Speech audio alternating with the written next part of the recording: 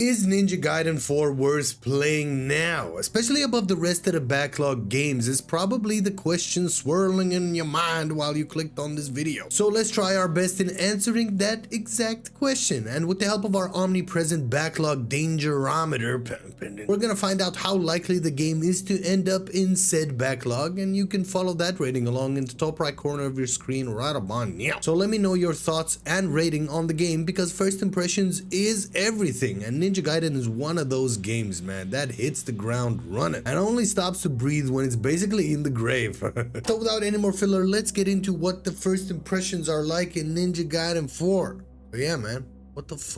But the first thing you'll notice is that Ninja Gaiden 4, or NG4, is about as calm as the Tasmanian devil himself. I mean, from the off, you get thrown into intense fights that task you with dismembering the enemy in pretty much the fanciest way possible, and you, being the dopamine addicted goblin that you are, will most likely just scream out, "Holy shit, this is awesome," and then proceed to do exactly what the game asks you to do. The intro to the game, from my understanding, is way more beginner friendly because there's an actual tutorial this time around, and it gives you a chance to get to grips with what Ninja Gaiden as a series is all about. Because broski, I gotta tell you, there rarely is an actually calm moment in the game afterwards, because your eyes will constantly be focusing on assets.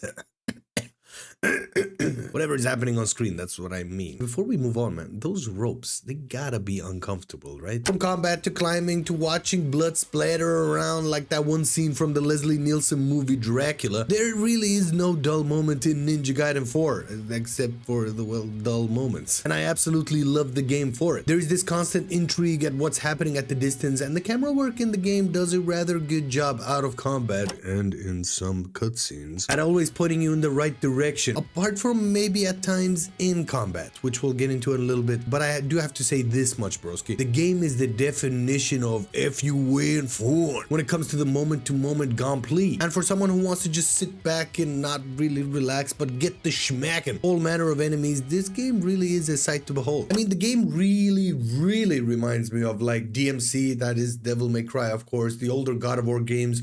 Oddly enough, Asura's Wrath. If you know that, man, like the video, of course. But there's always this overarching big ass bad guy at the end of the hall, and on your way to him, you gotta go through all kinds of monstrosities, you know, back, all of that.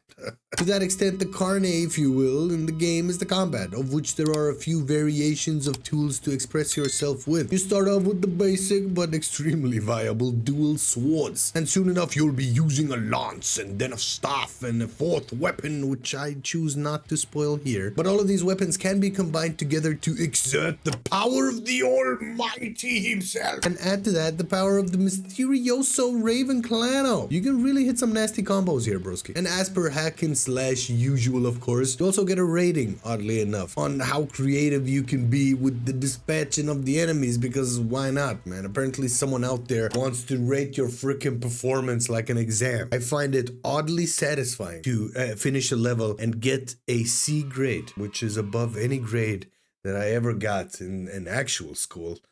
Which makes me think, maybe I was supposed to be an hack and slasher, the old Ninja Gaiden.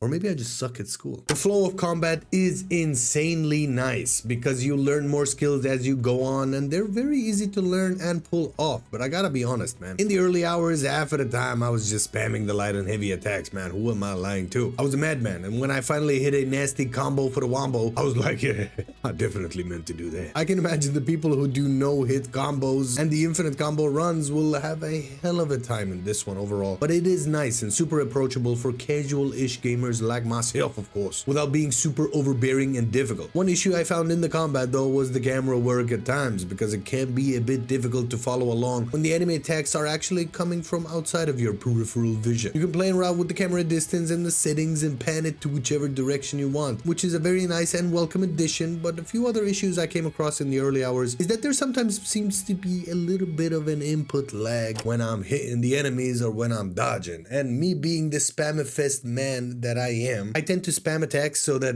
I don't know if I pressed it, if I was too late to pressing it, or I could not input a thing because I was already doing another thing, you know? It's one of those weird ones. I like combats to be very precise and very like, as soon as you press the button, that's when he does it. And you can do mid-animation dodges, but I'm not sure you can do that in this. Add to that the constant need to clean your face from all the blood gushing around. Things can get a bit frustrating at times. I'll be very honest in saying that, especially in the boss fights, which tend to bump up the difficulty quite a bit when compared to the fodder enemies you come across. I mean, I did not know Ninja Gaiden is a difficult game altogether, but man, this game really did surprise me. But all of this overall makes for a fluid and intense looking game, and while it is a linear ordeal, there are a bunch of hidden things and side roads to take that most often lead you to some sort of item or back of enemies or a gate to hell. Help you complete a side quest to get the good old moolah and buy healable items and buffs, because this is definitely one of those games where using buffs actually makes a difference. Especially like I said in the boss fights, man, they get to boss it. I mean, I'm saying all of this, but if you're used to the Ninja Gaiden series by now, then this isn't anything new. But for a series newbie like myself, I was surprised at how challenging some of the boss fights and some of the areas are in general. Like, we're talking Souls-like levels of challenge, my broski. So be sure to stack up on all manner of healable. With all of this challenge and hecticness, I'm also very pleased to say, on top of how nice the game looks overall, it runs surprisingly well, and the music kinda gets musicking when it hits. But how is it doing in terms of the good old backlog Donjuram Eater? Well, I'm putting this game at a very solid 45% because it's just a ton of fun to play. If you like linear games where you don't have to think too much in terms of choice or story beats, then this is definitely one worth checking out. But like I said, man, the game tends to surprise you with the difficulty hits, and the early game, look, it can be very hectic. So if you're old like me, be sure to wear your glasses, broski. So would I pay full price for this after having spent this many hours in the game? Well, but probably not. I'll be very honest, man. I'm very stingy with that. So I would probably look to pick it up on sale. But if you buy it on sale, I'd give it a 45% chance of it jumping across the whole line and making it to first to try it out. Apparently, this is a short game. I'll give you a full rundown on the retrospective review that I'll put up on the channel later on. So if you haven't already, man, subscribe.